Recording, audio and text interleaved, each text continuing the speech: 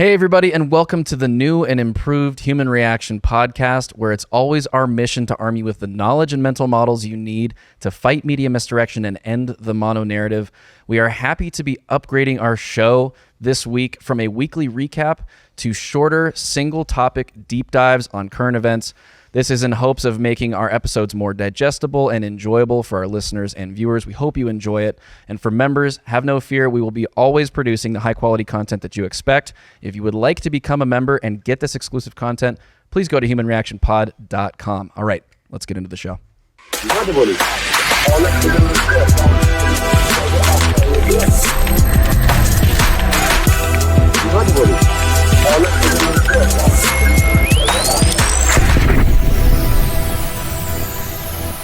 Hey everybody, welcome back to the show. We appreciate you being here. If you are new to the show, please like, follow, and subscribe on YouTube, on Spotify, Apple Podcasts, wherever you get the show.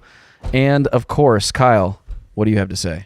Well, coming from new format. How am I supposed to do that? Transition's got to get polished a little bit. Well, I just. What do you have to say?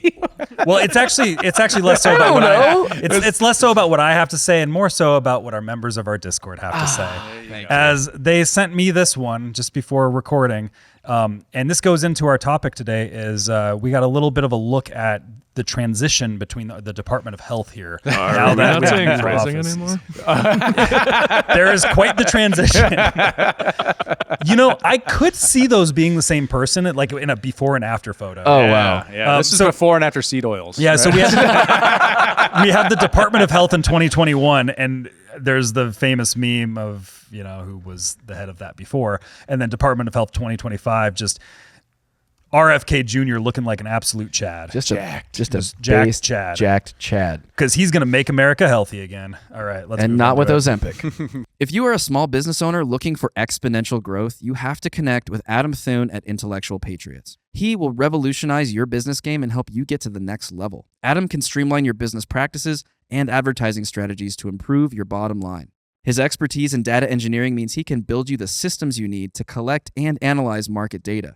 His mission is to provide you with invaluable insights to fuel your success. From grant writing and business proposals to digital systems integrations, even AI management, Intellectual Patriots is a one-stop shop for cutting-edge solutions. Don't wait another second. Visit intelpatriots.com to learn more. That's INTEL Patriots.com. This episode is brought to you by Revved Up Promo, the official apparel partner of Human Reaction. Revved Up is a premier full-service shop specializing in laser engraving, screen printing, and embroidery. Not only are they now making all of our apparel right down the road from us, they can do the same for your brand and ship it to you anywhere in the world. Revved Up helps you navigate the extensive universe of merch options and uses state-of-the-art techniques to showcase your brand in its very best light. So if you want to support our show and our generous sponsor, you can now do so by buying our merch and by turning to Revved Up Promo for your own custom apparel needs. Reach them at revveduppromo.com. That's with 2 V's and 2 P's, or just check the show notes for a link. What are we talking about here, Dave? So the Orange God Emperor is back, people. Trump is now king of the world. Just to be clear. That's how it's framed. That is literally how it is. Dictator on day one. Some are saying it. Some are saying it. 1776 will commence again. Yes. But as he said himself, staffing makes policy. And he who chooses the staff roles in his upcoming administration is really the fight right now. Really, that's the best opportunity for people who are outside the administration to make an effect, is we need to talk about and create discourse around who it is that's going to fill the key roles of his cabinet, of the major administration institutions. And we'll be diving into the formation of this new administration and why it matters. Look, I'll just say this right up front. So long as Alex Jones is press secretary, I don't care about anything else. No joke. So just to frame it up and how important this is, I want to note this amazing clip from MSNBC about what they think about the administration's effect on democracy.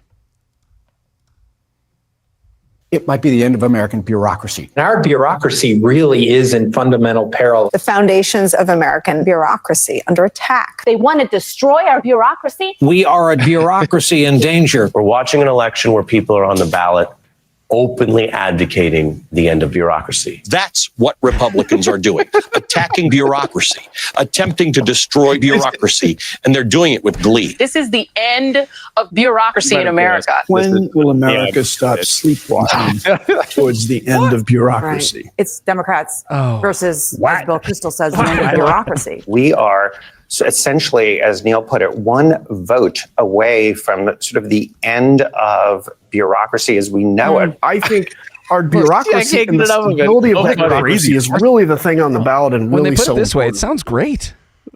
I mean, I really like that personally. I don't know about you guys. I'm into it. Oh yeah. I'm So all on board. what happens to bureaucracy? Now we're going to be talking about in the skiff. We have a new plan from Trump. So if you're not a member, make sure to get into the skiff where you can see. We're going to do a breakdown of his 10-point plan for ending the deep state.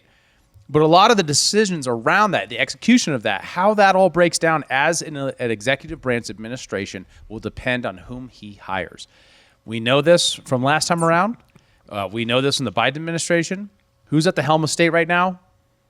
Great question, right? Because it's not Joe Biden. Therefore, staffing makes policy, and that's why it's so important. I heard it was a self-driving Tesla. We've automated. Hey, if we could fire all those people because we got an AI running it sounds like Skynet. But hey, it could. I think depends it on would the AI, right? Probably do a better job than Joe Biden personally, but I don't know.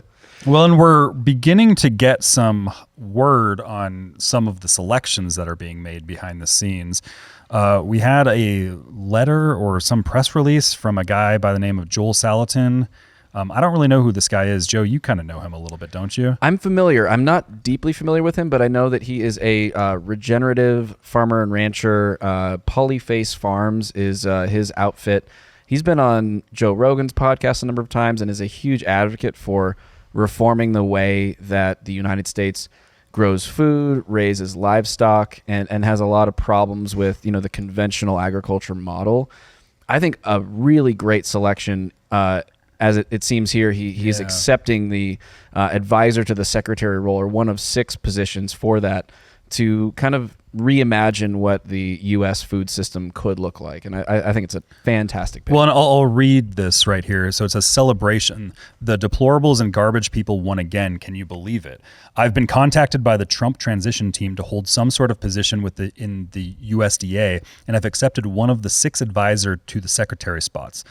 My favorite congressman, Thomas Massie from Kentucky, has agreed to go in as Secretary of Agriculture, which that's a big thing. That great libertarian Republican out of the state of Kentucky.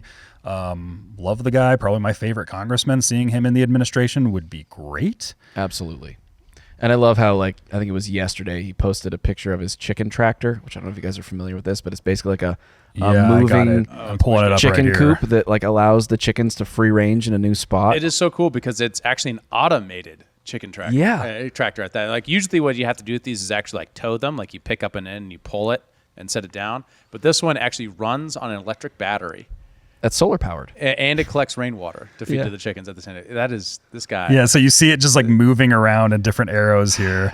Imagine if the average congressman was like that. Yeah. Right? Dude, it was that his house? That's his house, yeah. That he built. Yeah, that's what I mean. I know he built it, but I was kind of expecting something much more rustic. Yeah. Yeah. No, this is Thomas Massie. This is just his mobile chicken farm. It's so great. I mean, talk about the right guy for the job. I don't know. I just think this is freaking awesome. Yeah. So this is the actual first image we got there. Those are chickens. Got some chicken meat. Chickens. Was from his blog that he posted. Thomas Massie hasn't confirmed anything yet. His Twitter is empty except for his chicken farming. But it does look like, at least from the reports, that this is a very optimistic scenario, and nothing's actually been confirmed. But we are in a situation where these communications are happening behind the scenes, and we might have got a cat out of the bag, early preview here on accident. Well, and it goes to show too. Thomas Massie and Trump have had a rocky relationship over the years. Thomas Massie was one of the only people that stood against everybody bipartisanly during the CARES Act, during the COVID administration, and was calling out the inflation that it would cause if we implemented the CARES Act. And Donald Trump said that he's a second-rate politician, that should be primaried out, and there was an attempt to primary him out, but he's very well loved in his district. But we're kind of seeing Thomas Massey's brought into the fold to the point where Thomas Massey ran completely uncontested this last go around, and Trump endorsed him. So, well, and as it turns out, he was right about the effects that we would experience after the CARES Act. We've experienced massive inflation. So maybe that fact has played into it a little bit too. He's like, oh, actually, maybe he was right. Well, and it's also one of the things too is like we kind of in the libertarian circles, there's been this promise of bringing in a libertarian into the Trump administration with a major cabinet position, and I'm almost thinking that this isn't part of that deal. I was gonna say, I feel like this shouldn't count. I don't think that this one really is counting in the mind of that decision making either. I have a feeling we're probably going to end up seeing another libertarian somewhere. We have speculation. Chase Oliver. Maybe Chase Oliver got it. I don't know. Secretary of Gay. He'd make a good HR person. He'd be good for the HR role. Human reaction? Oh, yeah. He could do all of the DEI sensitivity trainings in the White House. I don't know.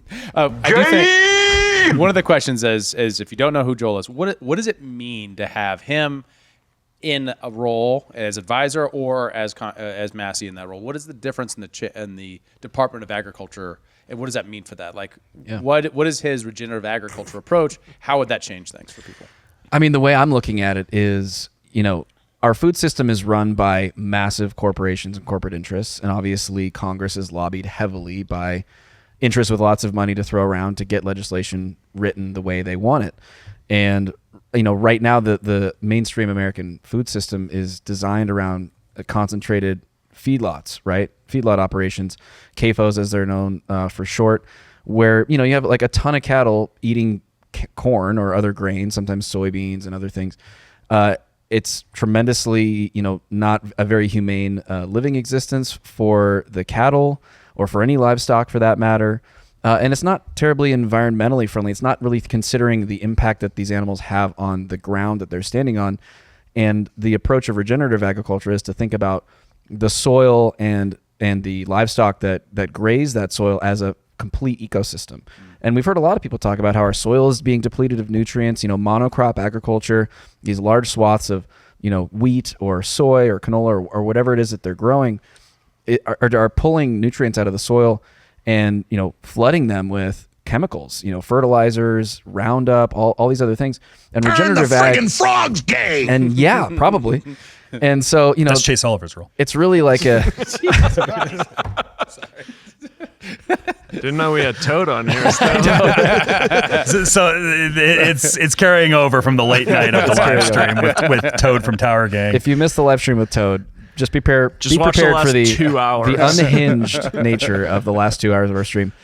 But no, I mean, I think this represents like a dramatic shift, a 180 degree shift from the way we've been approaching ranching and farming to something that is honestly way more environmentally friendly, that honestly should be exciting to people on the left who care about the environment. And of course to people like myself who try to, eat a clean diet, obviously want to see people get more healthy over time.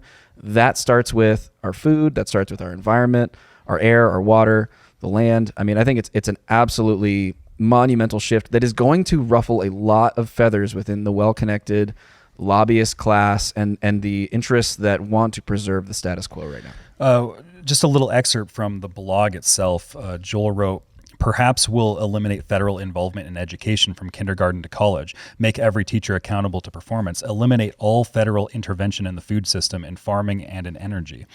The Constitution, read it, doesn't allow for any of this, and it's time to examine all of it. Shut down foreign military bases, bring them all home, stop all foreign aid from USAID to military aid. Sell stuff is fine, giving it isn't. I think whatever taxes we pay should be able to be designated to certain departments. That way, we the people could support or defund departments directly. The reason we have K Street is because all our freedoms are for sale. Eliminate government manipulation and the lobbyists all go home. These are simple things. Let's do it. Based. I love this guy. I had no idea how much I loved him. From the Lunatic Farmer blog. I love Good it. for him. I love it. If you want to know more about regenerative agriculture, which I entered in as a skeptic on, because most of it I find is more anti-technology, and I tend to like just bias myself that direction, be like, well, we've got a lot of problems, we've got a lot of things to solve, whether that's like, oh, something wrong with pulling nitrogen out of the air and putting it in the soil or whatever. I watched the documentary Sacred Cow, which was built in conjunction with Rob Wolf's book about meat-based diets as an attribute of individual health, and kind of tracing that back to the agricultural processes to ensure better health of an individual, to the better health of the soil, of the plants, of the cows, of all the things in the chain there. It's very fascinating, very interesting stuff to get into. And I can't recommend the documentary enough. I think you can find it on Amazon Prime, I believe. Yes. Yep. And it's a great documentary, great book as well. Yeah. So definitely check it out. We got one more big probable announcement here is we have Alex Jones formally accepting to serve as President Trump's new press secretary. It's got 9.9 million views on Twitter. We'll commence again. Hey, I'm just in front of a truck. What kind of truck is that? I was going to say that truck is sick. It looks crazy. It is. I love it. And by the way, Alex Jones is looking way healthier lately. I don't know if you guys have I think he noticed stopped this. a lot of the drinking. Yeah. I mean, thinner, obviously very fit, getting there anyways. Got a bit of a belly on him, but maybe RFK Jr. can impart some advice. He's an older guy, but I mean, yeah, that's looking at Evans. What is he holding there? That looks like a Sniper rifle. 50 cal. Probably. Yeah, it might be. That's It doesn't wicked. quite look like a Barrett, but You would know. Yeah, Just kidding. Bennett, It's Bennett. Barrett. I Yeah, I don't know. But this is obviously a joke, I think. I'm assuming. I It'd be the looked- best reality if it wasn't. I looked for any confirmation I could find of this, and I found none. But that doesn't mean that all hope is lost. I'm holding out hope that Alex Jones will be press secretary. I really. That cannot go well. Like, that is, and every level that would go bad, right? I don't know. He couldn't hold I don't know. himself This is to it. Trump's America now. He'd be like, look here, I know you're a bunch of lizard people, but it would not work. So- it'd be too funny, and that would be great for me, but I don't know if it'd be good for serious policy, like media press relations. It'd be so amazing. One other suggestion that I saw, and this might be what you're getting to, Kyle, is someone said Trump should finish the downfall of the corporate press and hold press conferences only with podcasters. Liam tweeted that. That's right. Thank you for the quotation on that, or the whatever. Friend of the show. Attribution. Friend of the show, our partner, Friend Liam of the McCollum. show, Liam McCollum. Follow his YouTube channel and his X account, Liam McCollum. I think that would be just absolutely fascinating. Imagine that if it was all alternative press in Trump's briefing room. I mean, what did the mainstream media, the former mainstream media, the corporate press, ever do for Trump that was positive? You're Why full would of he invite shit them today. back into the room? Imagine he does like quarterly Joe Rogan experiences. That's the press relations. Well, one of the things too that, I mean, if I was a part of an administration, I would advocate for is creating your own media, because you can do it so compellingly now with people from in the administration. You should do something much more similar to fireside chats with FDR. Yes. Than you would do the modern press, circuit. Now, what you do want is the press secretary events that they have at the White House, where they get to ask questions, is really critical for press relations, right? And he needs to maintain that to be completely fair to them. What you want is that to take on its ability to drive transparency between the administration and the press. And then you use all the tools that they use to try to push down the people who are acting in bad faith and all that kind of stuff. So doing that well is really critical for the future administration. I'm not sure Alex Jones would actually be good at that. You're right. He would be terrible. I don't think he'd at that. differentiate between the friendlies and the unfriendlies and the good faith. He's not going to do it. But imagine something like a White House podcast where they go on and say the press secretary leads this, or somebody is hired to kind of manage the podcast. And when something major is happening with a certain agency, you have either that department head or Trump or both come in and kind of talk about it for an hour. Yeah. Something like that, where it's just kind of candid, less scripty, politician-y talking point stuff. It would be way more authentic and feel way more real to the American public, and to the American public that is largely moving towards these types of venues. Like, why not? Yeah. Maybe we could get them under the HR umbrella. Yeah. It would be the biggest podcast. I mean, much bigger than if the White Kamala. House wants a HR produced podcast, we can make it happen. we got a studio space right here for Well, you. we can Charles. do it from here now with StreamYard. Yeah. That's right. Now that we got Remote. all this new stuff. Great tools. We'll go ahead and extend the invitation formally, Mr. President-elect. We would love to have you as a member of the HR family. It did sound like on Dave Smith was on Rogan yesterday, and it did sound like they were alluding to that something with a Rogan, Dave Smith, Trump podcast might happen. It did kind of sound like they were hinting at it. Yeah, I remember that. It was kind of like Rogan was like, why don't I invite him on and have you here too, sort of thing. It sounded kind of like a wink and a nod, like, what if we did that, huh? That you would know, be like, wicked. Whoa. I don't know. It'd be interesting to see stuff like that. But I think that we're going to end up seeing major politicians doing these types of things and have it more into their media toolkit of how they do their just general work. Oh, I think another example, and one of Vivek's strengths was his ability to get on the Jordan Peterson podcast regularly throughout his time. Because I think it built a closer relationship with that audience. And as far as for direct communication to people, I mean, the Trump administration would definitely do a better, would have more inoculation against the mainstream press if they had an outreach technique like that. Yeah. maybe Vivek kind of fulfills a role like that. Who knows where we I end was up. kind of thinking that he's such good a for that. great communicator. Like, I feel like he'd be perfect for. Yeah. I don't want him. As There's a press few areas he secretary, could but- go. Yeah. There's a few areas he could go. I don't know. We'll how circle on things that are later, too. evolving. Yeah. Just the last point on, I don't know if you guys saw Vivek on with Charlie Kirk. They were doing campus tours and talking to, potential voters who were undecided or some were more decided. But Charlie Kirk's up there just like basically trying to own the libs, and Vivek's over there like really trying to reach these people, and like had a couple of really good interactions where people were undecided prior to their interaction, and then had said, so where do you stand now? Who are you going to vote for? And they're like, well, can I have a hat? And his MAGA hat, so like he was able to bring some people over, which I think speaks to his ability to communicate these ideas in a way that's very approachable. Another role that has been teased by the administration. Oh, I did it wrong. I'm sorry. Don't hurt me. I already had it queued. You could have just left it for me. Oh, well, hey now. Sometimes I want to take control, okay, Kyle? It's not just you anymore. Is the Department of Education. We have this tweet from Corey DeAngelis on abolishing the Department of Education. He's been teased from several different venues and angles as a potential for the Department of Ed secretary. And this has always been what the speculation was going to be with the Libertarian cabinet position that was promised to the Libertarians at the Libertarian National Convention that you were at, Joe, and that Angela McArdle, the chairwoman of the party, has kind of teased at as well, was that it would be Corey or someone like Corey in that role, which Donald Trump has also even advocated for on the campaign trail, the abolishing of the Department of Education. Which might speak to some meetings or discussions of this appointment may have already even happened. So we might see this come to fruition, and I think it'd be awesome. Yeah, and as far as for abolishing it, Corey's a great person for that. I mean, he's lets in the Department of Indoctrination.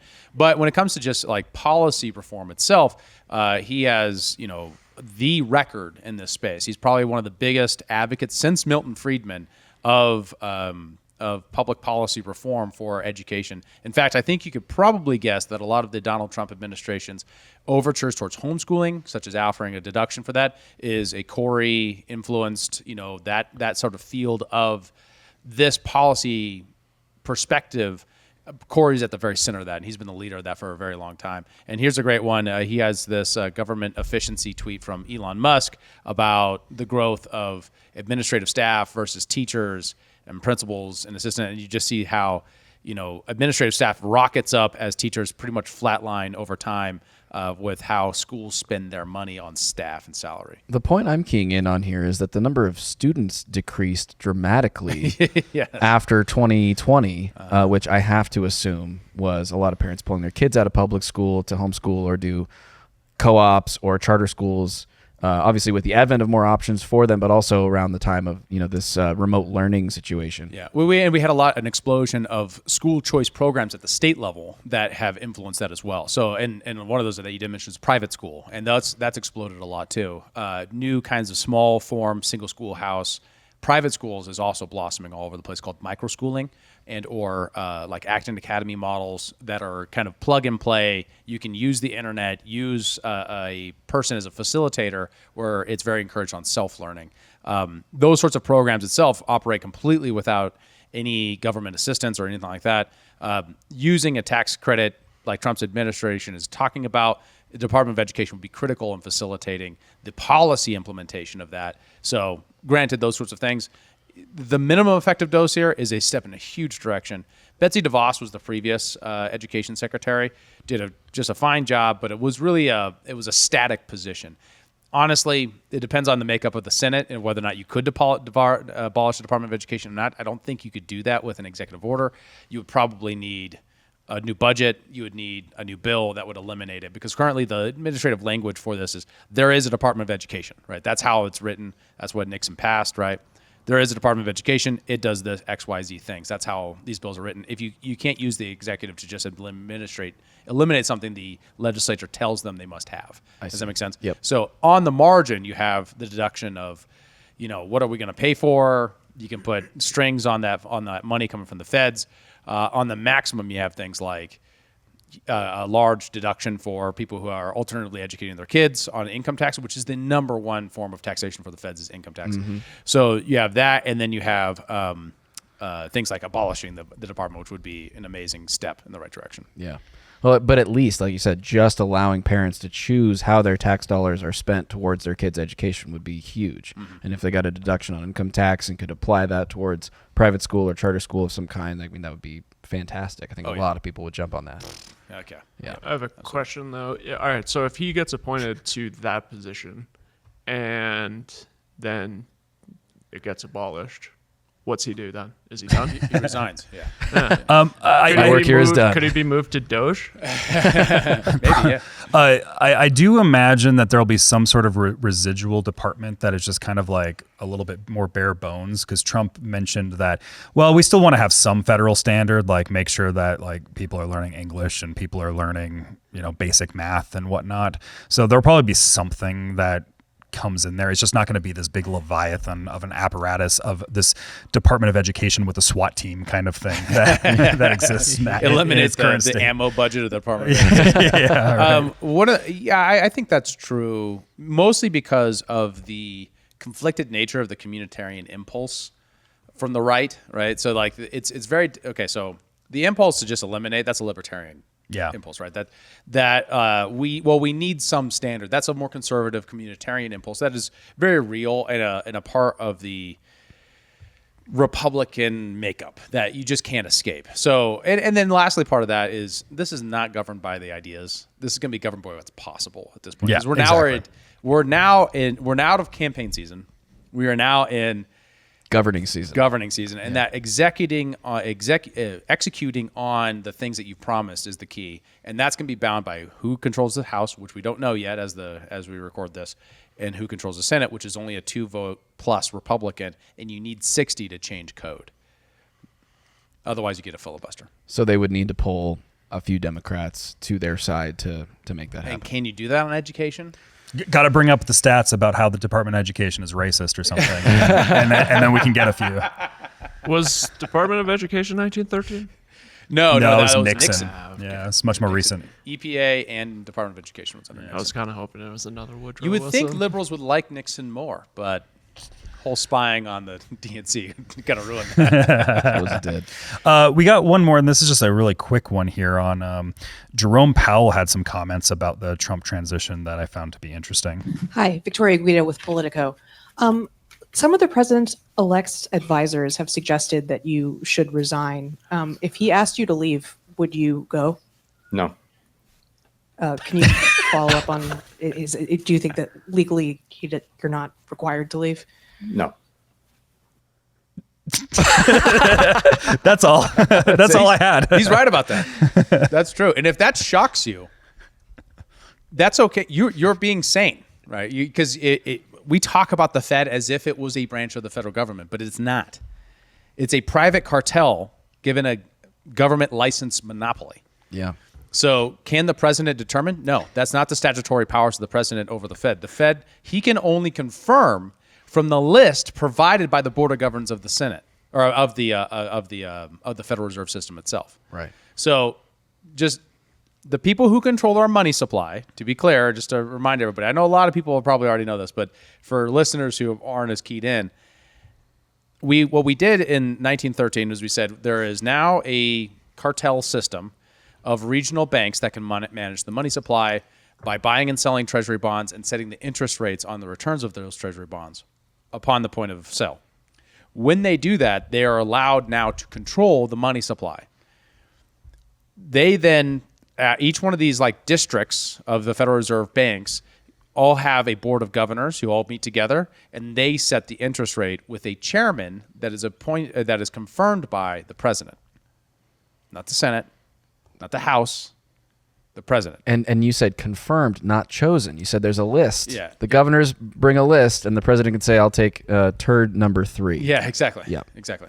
Right. Yeah. So that's why you always get the same person, just in different skin suits. Right? Is that literal slightly or figurative? More liberal, slightly less liberal, but still a lizard underneath. Yeah, I was going to say, it sounds like a lizard person. But I so that's an insightful moment. Now I don't know if I have a clear opinion about Jerome Powell's performance or anything like that, but I do think it's an insightful moment for a lot of people who maybe don't understand how the Fed works. Yeah. Mm-hmm. Yeah. And there's its own politics that happen in there too. Like, even though they're all kind of terrible, some are worse than others. Like, I would rather have Powell than I would have Yellen. Right. Well, and that's interesting because Janet Yellen, after no longer being Fed chairman, went on to be like a Treasurer liberal commentator and a treasurer and all these other things. Like she was very clearly of the left and was appointed into the role that she did at the time. World Economic Forum person. In order to best deep, work with leftists. Deep in that society. I'm curious, and this is maybe more of a procedural question, but there's a lot of talk, and it's a huge rallying cry amongst libertarians to end the Fed. What does that mechanism look like? Is that a legislature? Is that a bill that gets passed to repeal the Fed's charter? Yeah, so the Fed exists by a bill passed that enabled the creation of the Fed and gave it its monopoly powers. The way to end the Fed is probably a 3-step process. Step number 1 is probably denationalizing money so that you can then create a bridge out of the dollar if you were to choose to do so. Bitcoin, got it. Yeah. Step 2 is so what that means is you are required to take dollars at the point of sale, but you can also take other things, and that would also mean changing the tax status of other things like such gold or as commodity or Bitcoin. And when we talked to Kurt, he said the biggest thing that you could do right now to make the difference, and I've advocated this for years, is removing the commodity standard for Bitcoin so that when you sell it, you don't have to take or deduct capital gains out of the sale. Right. So when you're doing that work, that's step number 2. And step number 3 would be, okay, we're going to either privatize the Fed and say, okay, you're just one company now that is subject to no longer monopoly privileges. You kind of do that with step 1, but that next step is there. Or step 3 says, okay, now this is supposed to be backed by gold.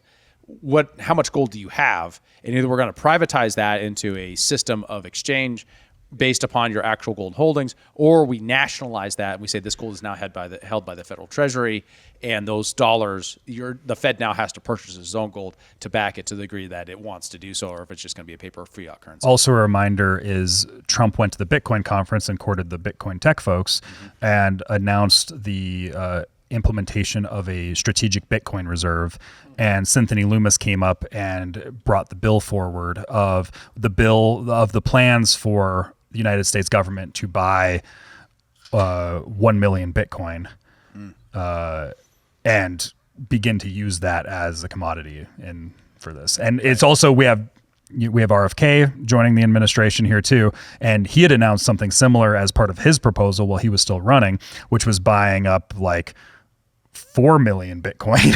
It was even more, nice. Right? So those types of talks are happening. And also just given that the Trump family is becoming much more actively involved in the crypto space, they're doing crypto podcasts like Don Jr. and Eric are. They're launching their own World Liberty Fi token, all this stuff in the DeFi space. They're becoming much more in tune with that space as a whole and integrating themselves much more. So we're probably going to be seeing massive movements on that front when it comes to monetary stuff. Mm-hmm. with crypto being an aspect of it. Really interesting. And so the federal government owning crypto itself is used as an asset, right? So it's like holding property or whatever, and you're using that on your balance sheet for understanding your assets and liabilities. So your liabilities is your payments out for Social Security, Medicare, Medicaid, things like that. Military, which is not usually counted as a liability. Actually, most military bases count as assets under the federal government because that's actually owned land, tanks, things like that. Sure. Yeah. Okay. But if anything, it would be an expense, really. And you would apply depreciation values and stuff like that because they have a shelf life, right? Yep. So, anyways, all those things would be on the balance sheet of the federal government. One of the benefits, the biggest benefit of that strategically, is it then says that the federal government's now interested in this being a thing that isn't regulated out of existence because now it's part of your asset sheet. So it kind of locks future administrations into hopefully a friendlier climate for Bitcoin. But that doesn't necessarily mean a friendlier climate for the money treatment of Bitcoin. It's a friendly treatment for the commodity treatment of Bitcoin. Yeah. Well, and also Trump has openly said that he doesn't think Bitcoin transactions should be taxed. Right. He's also openly stated that Gary Gensler is going to be gone. That's the FTC chairman. SEC chairman. Securities Exchange Commission. Right. And so that's a major decision. We don't have any signature indication on that yet, who that's going to be, but who he chooses there would be a really big deal. And Kamala wanted to make him Treasury Secretary. So that's the difference that we're talking about here, right? And also, just before we move on to subjects, want to guess, Bennett, which year the Federal Reserve was created? David already said it, but I did know that it was 1913. I just wanted to give you something there. Fuck Woodrow Wilson. We have radicalized Bennett in a very real way. He went from being a guy that just didn't care about politics, and then I know. Now look at him hate now. Everything. Now he's losing friends because he voted for Trump. Welcome to the club, my friend. Actually, Bennett came in here and told us that he has had people verbally reach out to him and say that our friendship has to end. Yeah. We're your family now. Oh, did you tell him that they're gay and lame for letting politics get in the way? No, I think that might have kind of proven their point. It's Trump's America. You can't be gay anymore. Sorry, you're getting deported. Going to the gulag. The next big development here is, and where a lot of online conversation has been going around, has been around the idea of Mike Pompeo for Secretary of Defense. A lot of the America Firsters and the libertarians within the tent have a lot of things to say about Mike Pompeo. Well, Trump has been largely still pretty complimentary of him, especially in the podcast circuit. This week, the Daily Mail reported that Trump floated 3 names for Secretary of Defense on Hugh Hewitt's show, including Senator Tom Cotton. Also bad. Representative Mike Waltz, which I don't know much about. I don't know him. And then any relation to Tim? I hope not. Is there a T in there? Also it's coach. a Z. Okay. WALTZ. TZ. Okay, great. No relation there. And Secretary of State Mike Pompeo, right? The former Secretary of State. I have a clip here from Dave Smith on Joe Rogan, and he's done this a few times. He was also on the live stream for election night for Patrick Bet-David's big live stream, and he made this massive plea for not taking on Mike Pompeo and being cautious with him. And then here's also him on Joe Rogan the other day talking about it. But I will say now till January 20th, the pressure should be on Trump to do better on the appointments than he did last time. He's got a lot of better people around him than he ever had in 2016 or 2020, but he was floating out Mike Pompeo as the Secretary of Defense, and he did have Mike Pompeo speak at his final campaign event. And to be clear, Mike Pompeo is Liz Cheney's pick for defense secretary. It's Hillary Clinton's pick for defense secretary. And so much of this will be lost if he puts that guy in there. He needs to keep all of the Lindsey Grahams and the Mike Pompeos and all of these guys away from his administration. Bring in the non-interventionists, man. No one wants to fight these stupid wars anymore. And that's what you ran on and won on. I want Lindsey Graham to start a podcast. I was just going to ask if that was around the Lindsey Graham part. Then they go into talking about Lindsey Graham for a bit, and it's pretty funny. But Dave Smith is absolutely right. This is exactly the problem, and exactly what everyone's worried about is this. Like, if you do a good enough job being nice to Trump, what's going to happen, right? Is he going to let you in the administration, or is he going to remember the many things that Pompeo has done to actually undermine America first? Yeah, and that's why I wanted to bring forward some things that Mike Pompeo has said in the past, and then also some stories about Mike Pompeo for people to kind of get a judgment on this of like, no, conservatives, be cautious with this guy, because conservatives have this habit that I often criticize conservatives for of like just taking up the people that are around Trump and just being like, oh yes, they're so great. And then when that person betrays them, they're like, I was always against that person. So I want to remind people of who Mike Pompeo is. And so Trump, the Jack Smith cases around the documents and all this stuff, these are all being thrown out now because it was clearly political and they're all being thrown out now. But here is a look back on Mike Pompeo talking about those when Trump was out of office. On what Donald Trump is facing, and is it right to charge him? Brian, good morning. Great to be with you. Two things I think are both true at this point. First, if the allegations are true, and there's lots of indications that they are, President Trump had classified documents where he shouldn't have had them. And then when given the opportunity to return them, he chose not to do that for whatever reason. That's just, Brian, you talked about me having classified documents. I handled thousands and thousands of them over my time in Congress and then as a CIA director and Secretary of State. I suppose we can all make mistakes and get them to the wrong place, but when somebody identifies that, you got to turn them in. And so that's inconsistent with protecting America's soldiers, sailors, airmen, and Marines. And if the allegations are true, some of these were pretty serious, important documents. And so that's wrong. On what Donald Trump is facing. So, and who is the Secretary of Defense, right? Real quick, because I want to establish how important this is. Secretary of Defense is the top of the State Department, the Executive Department, and the U.S. Armed Forces. He's the highest ranked member of the federal cabinet, meaning the people who all report to Donald Trump. This is the most important role, period. More important than who's vice president is Secretary of Defense. So who he decides here is going to determine a lot of the overall policy. And we remember last time he wanted to pull out of Syria, couldn't pull out of Syria, had a Secretary of Defense resign, that was General Mattis, because he didn't want to fight a stupid war in Syria against the Russians. How dare you? Right? And we could run into exactly that same problem again, depending upon Mike Pompeo and what he decides to do. Or we had the same thing when it comes to troop movements, where he said, I want these people out of this area in Iraq, and moved to fight ISIS and then that didn't happen, and we didn't find out till later that they just lied to him and said, oh yeah, it's done. Why aren't we hearing any talk of Tulsi Gabbard as Secretary of Defense? I would be curious where she comes into all of this. I mean, of the new coalition that Trump has built on this campaign trail, she is obviously kind of the qualified party amongst that group. That's her primary issue is foreign policy. Exactly. So to ensure civilian control of the U.S. military, U.S. law provides that the Secretary of Defense cannot have served an active duty commissioned officer in the military in the preceding 7 years, except for generals and admirals, who cannot have served on active duty within 10 years. So it might be that because she's a National Guard, she would be disqualified to that because she is currently active. She's currently active duty. I think she's still active. I think she still is. Yeah. So she was a few years. I know she was when she ran in 2020. So that would only be 4 years ago. Yeah. I don't know if she still is, but she's also clearly a domestic terrorist because she's on that watch list. That is true. She is an Assad toady. Yeah, that probably disqualifies her. I do remember Hillary Clinton saying that. She warned us all about this Tulsi Gabbard lady.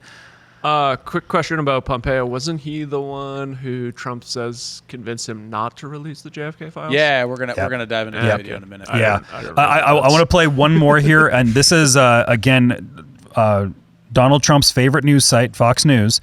Mike Pompeo talking about, clearly not Trump, but he's totally talking about Trump in this instance. I was talking about the time to elect serious leaders who are thoughtful, who speak about America as the most exceptional nation in the history of civilization. They're not denigrating it. They're not throwing out whoppers. They're not spending all their time thinking about Twitter. That's what I was speaking to. It's the moment for celebrity. The moment for stars is not with us. It's the moment for America to go back to its conservative founding, its conservative ideas. And I am very confident that room cheered that idea. And I'm very confident that we're headed back that direction. Okay, celebrity leaders with fragile egos, big voices, people obsessed with Twitter. You leave us with no other assumption in that you are talking about your former boss and that you may be considering a serious run yourself. I mean, who else are you talking about? No, Shannon, I'm not talking about any. I'm talking about what's happening in I wish states, you weren't a counties, liar. school boards all across America. It is time for a thoughtfulness and a weightiness and a seriousness that I think we've kind of moved away from. And we got to get back there. It's not about President Trump or former President Trump. It's not about President Biden. It's about the American people and getting this right. And, I'm not dodging your question either. We are working. Yeah, you are dodging the question. You're full of shit today. Exactly. There was a point in time where there was a lot of talk about him making a run during the 2024 race, and this is what the lead up is. It's so obvious. It's so obvious. You've seen any of the dialogue about Trump from the right and the criticisms of the right, especially at that time during the primaries and the early times of the primaries for 2024. Of course he was talking about Trump. He's not talking about in general everyone should be this way. Come on. So with the importance of this position and the really strong anti-war rhetoric that Trump brought to the campaign trail, how can Mike Pompeo be in the running for this position? It's hard to say. So on Bennett was kind of intimating this earlier, on the Tucker Carlson show, on Joe Rogan with Tucker Carlson, after the Tucker Carlson, he's talking about exactly how in the release of the JFK files and the what's the other files, MLK files, that a really great person told him not to do it, and you would trust this person. He's like, why? And now he's just going to do it. The disconnect doesn't make sense to me. Like the disconnect from what Mike Pompeo said and done, his vision for American foreign policy, and Trump's, it just does not make sense why Trump is in such clear support. And noting how much later this is from these statements and from the things that Mike Pompeo has done in the intervening time. Yeah. There is a part of me that is just hoping that this is a long game that Trump's doing. And he did this to Mitt Romney in 2016, where he brought Mitt Romney into the fold and he's like whining and dining him and doing all this stuff. And it's like, yeah, you're going to get a position, bro. And then just like embarrassed him. Ooh. Remember that moment? I don't. Yes, I do. That was a big one. And he kind of did a similar thing with Chris Christie as well. And I there's a part of me that's almost like, what if that's what he's doing to Mike Pompeo? That'd be interesting. I mean, we have to hope so, because I mean, like, a lot of the coalition confidence in the Trump campaign was that he wouldn't make the same staffing mistakes that he made in his first term. This is one of those mistakes. And the most critical one. This is the topic. Because all these other things are Secretary of Transportation, I don't give a shit about. I don't care about that. I don't care about the Secretary. I mean, like, Health and Human Services is great. We already know who that's going to be. But Secretary of Defense is the most critical one. It's $1 trillion decision. Yeah. Right. And if you screw that up, like the amount of people who are going to go like, it's going to be like Obama in 2013 when he got elected and then decided to go to war with Syria like the next day because of a gas attack and a red line. And then he got a Peace Prize for not going to war. Yeah, right.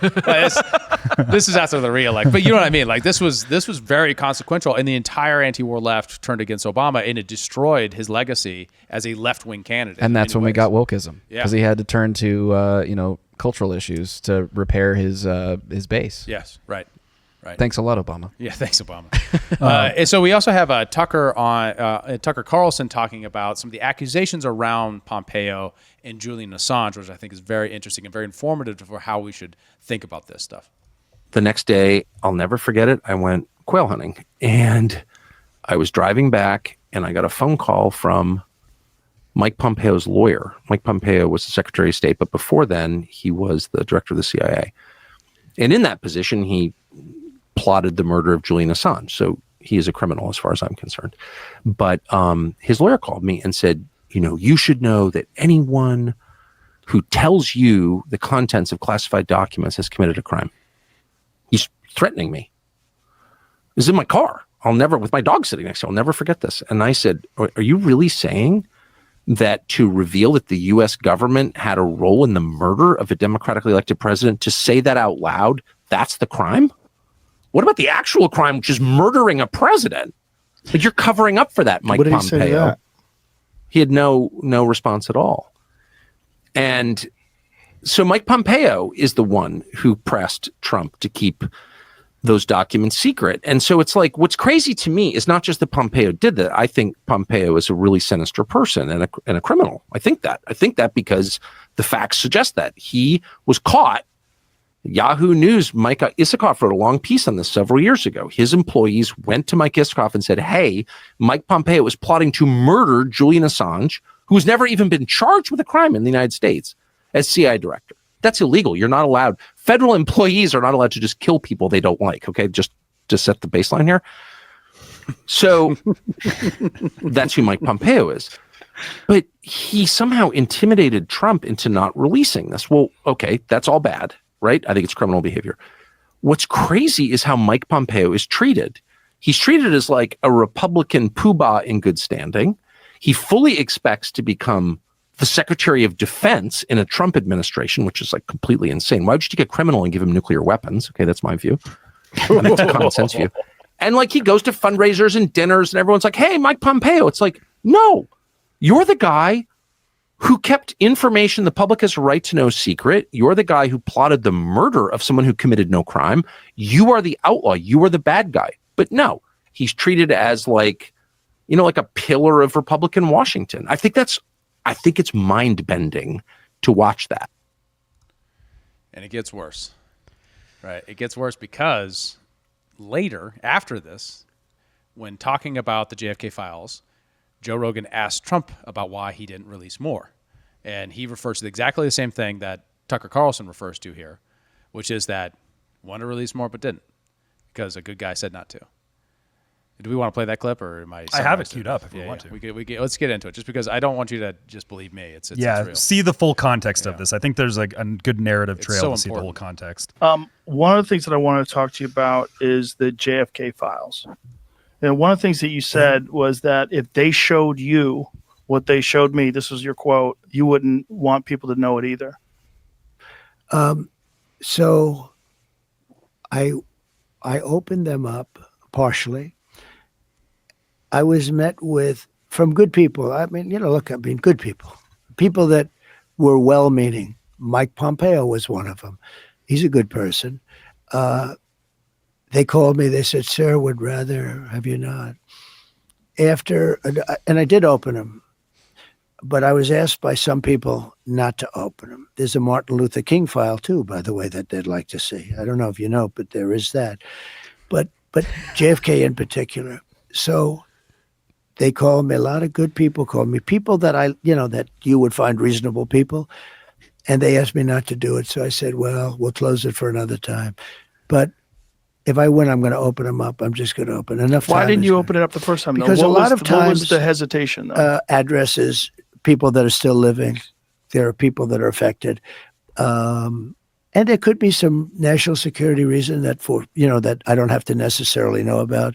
But some very good, talented people asked me not to do it. I opened it up, and then they said, would it be possible for us to do that a different day? How much of it did you read into? I think it's going to be just fine to open it. Let me put it that way. I think it's fine. It's going to be tough. Got it there. It's so things that I don't necessarily have to know about. So it's important to understand, and I actually think Tucker Carlson's wrong in this sense. Gasp. Plausible deniability How is dare written you? into the National Security Administration, who governs the CIA. There's a small board of people who are made up of that, and then the Gang of Eight who are above them. They, in the enabling language that created the covert ops of the CIA, says, basically, in short, and we reviewed this in a skiff. If you remember, you can authenticate what I'm saying. That as long as it's plausibly deniable, it is within the charter of the CIA to do it. Now, I think that's unconstitutional. Right? Mm-hmm. I don't think you can have an executive branch who gives itself its own power based upon the enabling language of the CIA that says the CIA can do whatever the National Security Agency says it can. Which is what Tucker's going at. But you're just saying of like how things actually are. Yes, but how things actually are. And they're saying the ought versus the is, right? The is in this very clearly gives the CIA the ability to assassinate. They shouldn't. In fact, the Church Commission suggested it was a scandal that the Church Commission did. Remember the heart attack gun, right? Those sorts of things are features of the CIA's rogueness as an agency, as we understand it. But we have yet to ever change the foundational enabling of the CIA's powers in that sense. And it just means changing one section of a bill passed in the 1940s that says the CIA can collect intelligence for the president, and do anything else he needs done. And saying, except for assassinating and murdering, or basically just illuminating that whatever he else needs done. And do anything else he needs done. Pretty much. Remember, that's a shorthand, but that's pretty much what it says. But that's the implications are nuts. Yeah, but that's where this entire edifice of the covert ops of the CIA is based upon, is one little line of that in the enabling language passed by Congress in the 1948, I want to say. Late 1940s, early 1950s. I can forget, because you have the initial enabling language, which doesn't necessarily mean that that's what they were going to do with it. And then we have the now declassified National Security Agency documents that show how they interpreted that to mean we can now rig elections everywhere around the world. We can now purchase media companies to indoctrinate all around the world, including America. We can now do all these things. All are implied from that first enabling language from Congress. If you want to change that, all you have to do is change that first enabling language. That's how Congress can make a difference. Now, as the administration, of course, he could just do an executive order, say, we're done doing these things. But because of plausible deniability is the foundation of the NSA's interpretation, not National Security Agencies. Not National Security Agencies, actually National Security Committee, NSC. I always say A for some reason, it's just stuck there. The NSC's interpretation of that is, we can all do all these things as long as it's not plausibly deniable, or as long as it's plausibly deniable, as long as we can and what that means is as long as we can lie about it and not get caught, we can do it. Wow. So that's how much of a rogue agency the CIA is enabled by a council that's supposedly there, and now with the Gang of Eight on top of it's their ability to actually govern this thing. So could they do that? No, I don't think. Not legally by my interpretation of the Constitution, but not by code. So as it currently sits, if you were to sue the National Security Council on its actions on behalf of the CIA, as like holding them accountable for the CIA's action, I don't think it could go anywhere, right? Because they're protected. Yeah, functionally. Yeah. By code and then by their interpretation of code, as we now know. It's funny, it's until like the mid-2000s, we didn't even know that existed, that they decided to interpret the code that way and therefore justify all the programming. Wow. But now we know, and so I guess now we have the burden of knowledge and doing something about it if we care to, if there's the political will to. And that's the other big question, is like, could Congress do something about it? Yes. Will they? What do you think? What are the chances? Very low. No, 0. Yeah, because they look to the intelligence agency heads and the intelligence committee heads as if they're gods, right? They just say like, and on top of that, the whole structure around secrecy and what's classified and declassified creates huge impediments for everyday congressmen to actually understand what's going on. So the incentive structure all leads the opposite way, just to avoid that topic and focus on other issues. Not to mention democracy itself kind of creates the incentive to avoid that, right? If you're a businessman who came in out of nowhere, you're not looking, I'm really curious what the NSA is doing or what the security councils are doing or what the CIA is doing. You care more about appeasing local constituents and making sure America is running well from your niche that got you involved in politics. The vast minority of people get involved in politics from the candidate level because of foreign policy. So there's just there's nothing there. Yeah. And I think, don't get me wrong, Trump and the kind of more dissident right has moved the ball further than anyone has since the Church Committee on this issue. RFK is a huge change in that. Absolutely. You got great actors like Michael Schellenberger, Mike Benz, and so many people from the media side raising these issues and pointing them out specifically from the area of the censorship industrial complex, which gives you a better insight into how the CIA operates now, mostly through cutouts, mostly through nonprofits and things like that, private security, private crime, organized crime, stuff like that. Those kind of insights now are bigger than they've been any other time since I entered politics in 2008. But I don't think that they are anywhere near the kind of consensus yet to where you could actually get pressure on officials. So we have a long build of raising awareness about why this is an issue, why you can have 51 people say the Biden laptop is Russian disinformation, why you can pre-bunk that to social media companies before it even came out. To be.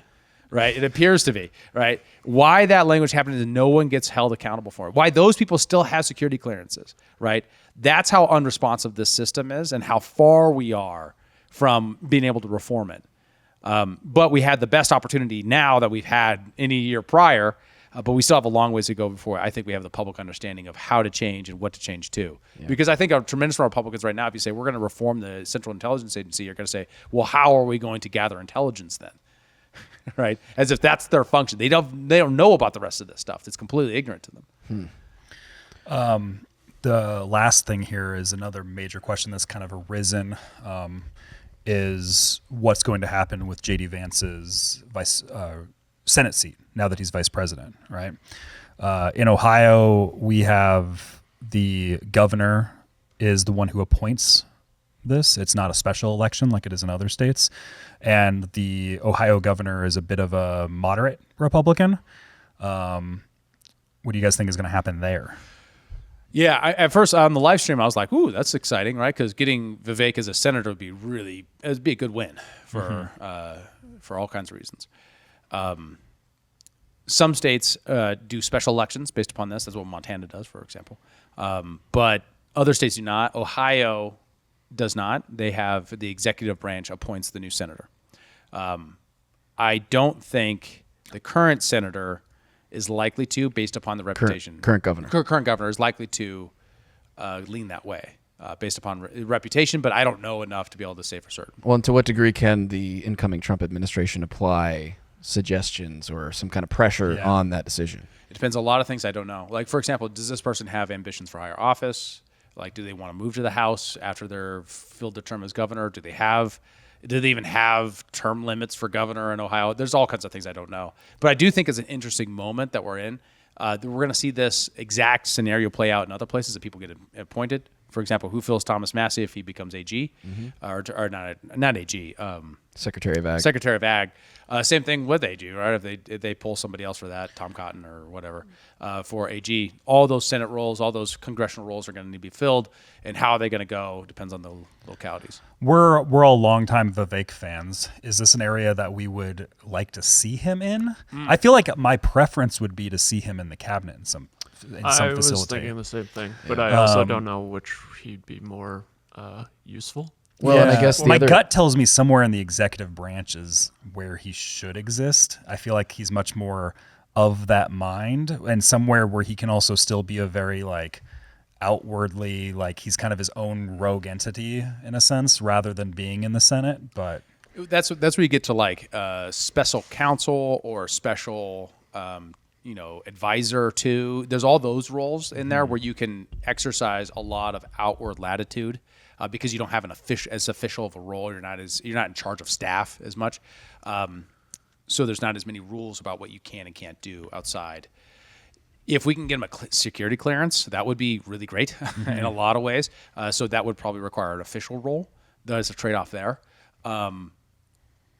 There's so much there. There's so many trade-offs because I want him as messenger, right? In so many ways. He's such a unique individual in comparison to everybody else in question in all of these positions. It's hard to fit him in where you would want him to be. But you have someone with executive experience and staff running experience and cutting experience where you kind of want that person in charge of some agency so that they can just start gutting, right? Because you believe he would do that. He wouldn't succumb to the pressures of the establishment status quo. I'd be curious how DOGE formulates, the Department of Government Efficiency that Elon Musk is trying to meme Doge into existence for it. Yeah. I'd be curious because I could see him playing a major role in that. Sure. And if that just becomes there's this executive board that is the czar of gutting everything, I could see him being it's like a trifecta. There's Ron Paul, Elon Musk, Vivek, something like that. Totally. That'd be crazy. That'd be kind of dope. That'd be wild. To what degree does Vivek's next role impact his future political aspirations, assuming he wants to run for president, say, in 2028? Does he have more power coming from the Senate versus from the cabinet, or does that matter? Oh, Senate would be way more advantageous for running.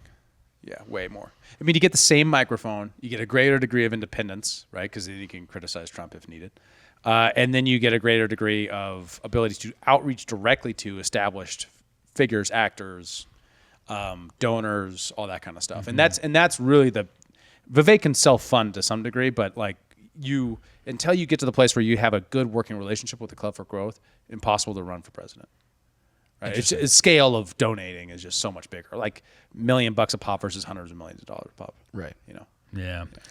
Interesting. Yeah. Well, I don't know what guess that looks like. It'll come down to, I believe it's Mike DeWine, the governor of Ohio currently, come down to his decision and maybe some outward political pressure. But when do we normally find out? How long will it be until we know? Probably in the new year. It's going to be a process between now and January 20th of Gotcha. people getting hired and various different things kind of queuing up. Everyone makes a transition in January, right? So then it's going to set off special elections, who are then usually scheduled for later. There'll sometimes be an appointee in the meantime between those two. Today, Junior. Thank you. Yeah, that's what it was because like there'll also be special elections elsewhere, Right. depending on who gets selected for things. Thomas Massey being an example, if he's actually Secretary of Ag, because that's what happened when our Congressman Ryan Zinke was appointed to Secretary of the Interior. Of the Interior, yeah. We then got thrust into like a 3-month special election here, 2017. Yeah, so that's when the body slamming happened. Yeah, that's when the body slamming happened. Yeah. Glorious That event. is when that happened. The one thing we're known for. That was so funny with Toad because he's like, "Hey, isn't that the guy that body slammed somebody?" Yeah, Like, on our live stream, one of our guests referenced that. I was like, "Yep." I'm very familiar with that story. Yes. All right. Well, so that's it. More will unfold in the coming days and weeks as we head towards the end of the year and towards the inauguration, January 20th. 1776 will commence again. As we close out, our Skiff episode this week is going to be going over a deconstructing the deep state, where Donald Trump released last night his 10-point plan to dismantle the deep state. And we're going to kind of go through it each point by point, give our expand on things, criticize certain things. Is this helpful? Is this not helpful? Etc. Throughout. And we are going to head to the Skiff right now. If you are not a member, you can figure out how to become one and get access to our exclusive content at humanreactionpod.com.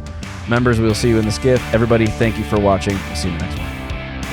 Thanks for tuning in to Human Reaction. Please be sure to like, follow, subscribe, and give us a review on your podcast platform of choice. And if you want to become a member and support the show financially, check out humanreactionpod.com. And remember, If he asked you to leave, would you go? No.